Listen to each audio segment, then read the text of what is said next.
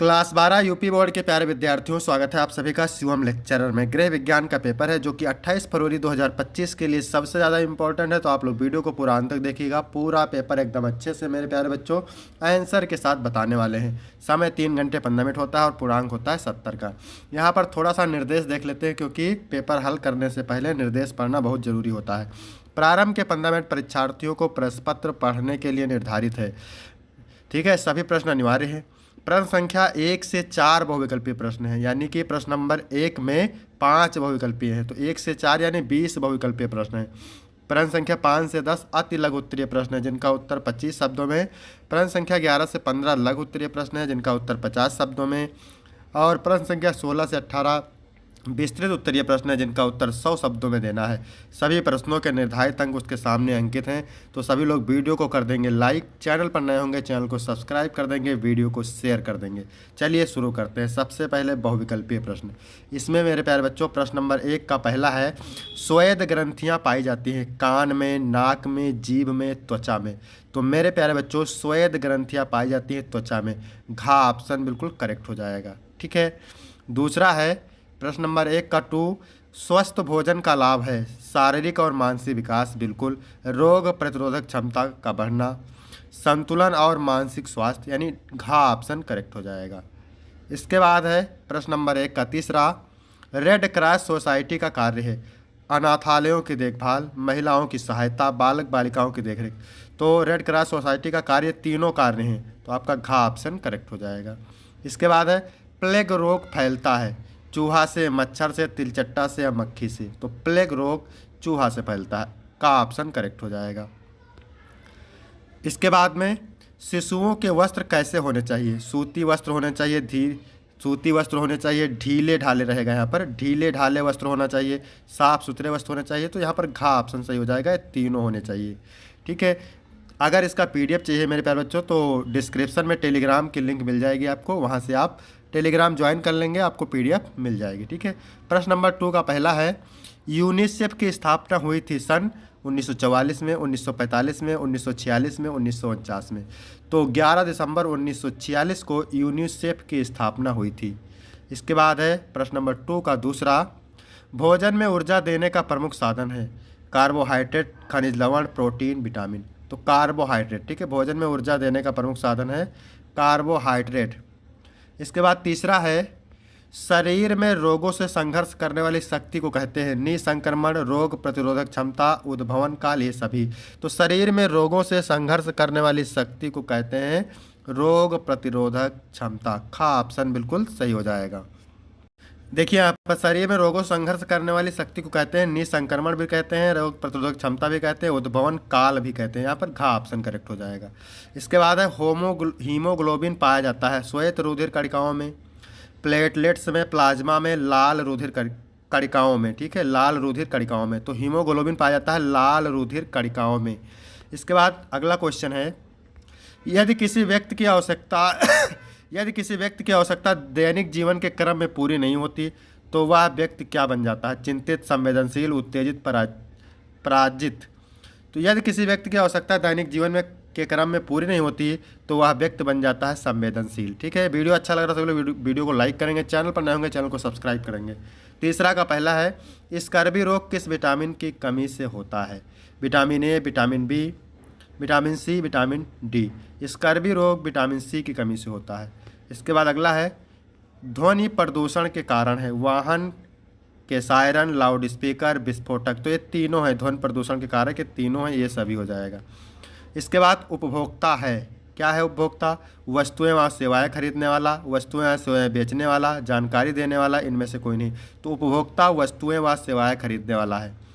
इसके बाद अगला क्वेश्चन है, स्वस्थ व्यक्ति 1 मिनट में सांस लेता है 25 से 30 बार, 12 से 18 बार, 8 से 12 बार, इनमें से कोई नहीं। तो जो स्वस्थ व्यक्ति होता है 1 मिनट में 12 से 18 बार सांस लेता है। इसके बाद है, दूषित जल से फैलता है तपेदिक, टाइफाइड, मलेरिया, इनमें से सभी। तो दूषित जल से तपेदिक भी फैलता है, टाइफाइड भी फैलता है, मलेरिया भी फैलता है। तो घ ऑप्शन करेक्ट हो जाएगा। इसके बाद है प्रश्न नंबर 4 का पहला, न्यूरो किस तंत्र की कोशिका है? न्यूरो किस तंत्र की कोशिका है? पाचन तंत्र, अस्थि तंत्र, तंत्रिका तंत्र, पेशी तंत्र। तो ये तंत्रिका तंत्र की कोशिका है। ठीक है, गा ऑप्शन करेक्ट हो जाएगा। इसके बाद है विश्व स्वास्थ्य संगठन का मुख्यालय कहाँ है? London, Paris, Geneva, New York. तो ये है जेनेवा में। जेनेवा कहाँ पे है? स्विट्जरलैंड। ठीक है, गा ऑप्शन करेक्ट हो जाएगा। इसके बाद अगला क्वेश्चन है समाज के प्रथम इकाई है स्कूल, परिवार, समुदाय, घर। तो परिवार समाज की प्रथम इकाई है।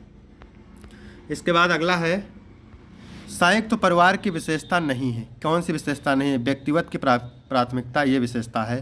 संयुक्त रसोई ये भी है। संयुक्त संपत्ति ये भी है। परिवार का बड़ा आकार ये विशेषता नहीं है संयुक्त परिवार की। इसके बाद अगला क्वेश्चन है समाज शास्त्र समाज का एक विज्ञान है, एक कथन है। वार्ड का, ओडम का, मैक्स वेबर का, हीलर का। तो ये किसका है मेरे प्यारे बच्चों? वार्ड का। ठीक है, का ऑप्शन बिल्कुल सही हो जाएगा। इसके बाद मेरे प्यारे बच्चों यहाँ पर देखिए अति लघु उत्तरीय प्रश्न है। ठीक है, उत्तर आपको 25 शब्दों में देना है और प्रत्येक उत्तर के लिए आपको 1 अंक मिलेगा। तो नाक से सांस लेने के मुख्य लाभ लिखिए।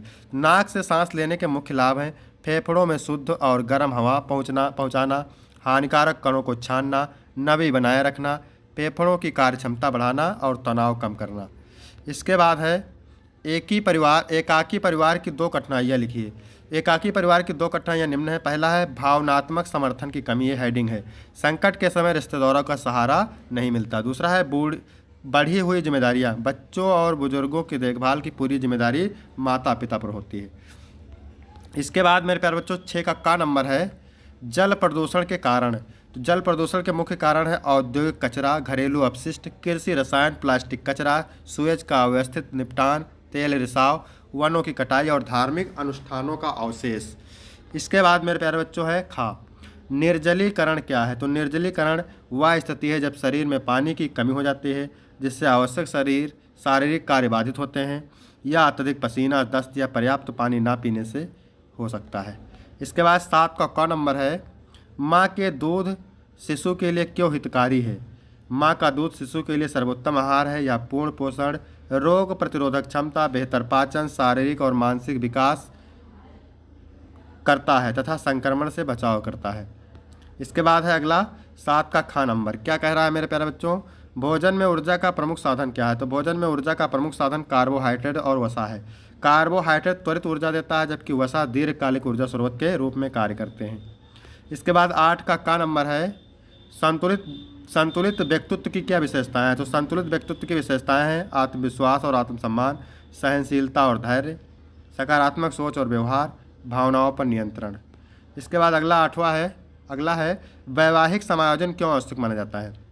वैवाहिक समायोजन आवश्यक है क्योंकि यह दाम्पत्य जीवन में सामंजस्य, प्रेम, सम्मान और आपसी समझ विकसित करता है जिससे संबंध मजबूत और सुखद बने होते हैं। इसके बाद 9 का नंबर है दहेज प्रथा से क्या अभिप्राय है? दहेज प्रथा वह सामाजिक कुप्रथा है जिसमें विवाह के समय पर वर पक्ष को वधु पक्ष से धन संपत्ति या उपहार अनिवार्य रूप से दिया जाता है। फिर है सूखे से क्या आशय है? सूखे से आशय ऐसी स्थिति से है जब किसी क्षेत्र में लंबे समय तक वर्षा न होने के कारण जल की भारी कमी हो जाती है जिससे फसलें, जल स्रोत और जीवन भी प्रभावित होते हैं। इसके बाद है 10 का क नंबर शरीर में त्वचा का क्या कार्य है? तो शरीर में त्वचा का प्रमुख कार्य है शरीर की सुरक्षा करना, बाहरी बैक्टीरिया और कीटाणुओं से बचाव करना, शरीर के तापमान को नियंत्रित करना और संवेदनाओं को प्राप्त करना है। इसके बाद है अगला धमनी और शिरा में क्या अंतर है? धमनी रक्त को हृदय से बाहर की ओर ले जाती है जबकि शिरा रक्त को हृदय की ओर ले जाती है।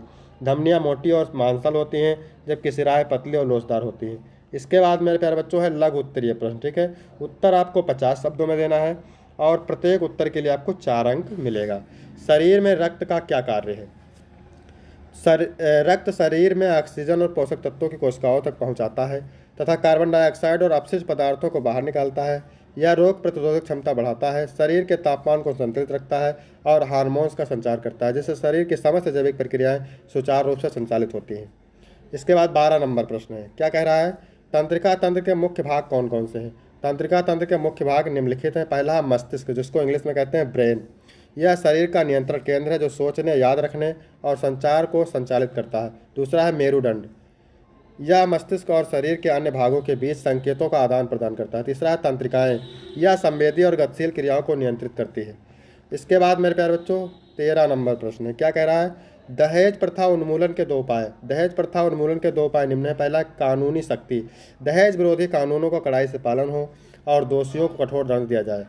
दूसरा है जन जागरण और शिक्षा, समाज में जागरूकता बढ़ाई जाए, लड़कियों को आत्मनिर्भर बनाया जाए और विवाह में दहेज ना लेने देने की मानसिकता विकसित की जाए। इसके बाद है 14 नंबर, आंगनबाड़ी की देखभाल सेवाएं लिखें।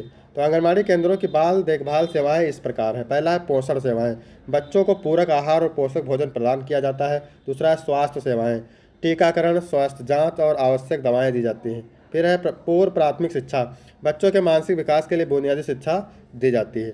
इसके बाद मेरे प्यारे बच्चों अगला है स्वच्छता और देखभाल, स्वच्छ वातावरण और व्यक्तिगत देखभाल पर ध्यान दिया जाता है। इसके बाद है 15 नंबर, क्या कह रहा है, बाल केंद्रित उपागम से क्या अभिप्राय है। तो बाल केंद्रित उपागम का अभिप्राय बच्चों के विकास, शिक्षा और भलाई को प्राथमिकता देने वाला दृष्टिकोण। यह उपागम बच्चों की मानसिक, शारीरिक, भावनात्मक और सामाजिक आवश्यकताओं को समझकर उनकी शिक्षा, सुरक्षा, खेलकूद और स्वास्थ्य की सुविधाओं को ध्यान में रखता है, जिससे उन्हें पूर्ण और स्वस्थ तरीके से बढ़ने का अवसर मिलता है। इसके बाद है विस्तृत उत्तरीय प्रश्न, ठीक है। तो उत्तर आपको 100 शब्दों में देना है। प्रत्येक उत्तर के लिए मेरे प्यारे बच्चों आपको 6 अंक मिलेगा। भारत के परंपरागत व्यवसायों का उल्लेख कीजिए। भारत के परंपरागत व्यवसायों में हस्तशिल्प, कृषि, कुटीर उद्योग और हस्त निर्मित वस्त्र प्रमुख हैं। राज्यों की विविधता के अनुसार विभिन्न व्यवसायों की परंपरा विकसित हुई है, जैसे कि कश्मीरी कालीन बुनाई, पंजाब की मंजीरी निर्माण, उत्तर पूर्व के ढोलक, तमिलनाडु के सिल्क साड़ी और राजस्थान की कांसा कला। साथ ही लकड़ी की नक्काशी, मिट्टी के बर्तन निर्माण, जारी कारी और जूट उद्योग भी शामिल हैं। ये व्यवसाय न केवल आर्थिक आजीविका के स्रोत हैं, बल्कि भारतीय संस्कृति, कला और पारस्परिक ज्ञान को भी संजो कर रखते हैं। इसके बाद मेरे प्यारे बच्चों अथवा वाला देखते हैं, क्योंकि 2 पूछता है, आपको 1 करना रहता है। किस प्रकार के कार्य, व्यवसाय अथवा जीविका का चुनाव करते समय किन बातों का ध्यान रखना चाहिए, ठीक है। इसके बाद है 17 नंबर प्रश्न, क्या कह रहा है, उपभोक्ता के अधिकार तथा समस्याओं का संक्षिप्त वर्णन कीजिए।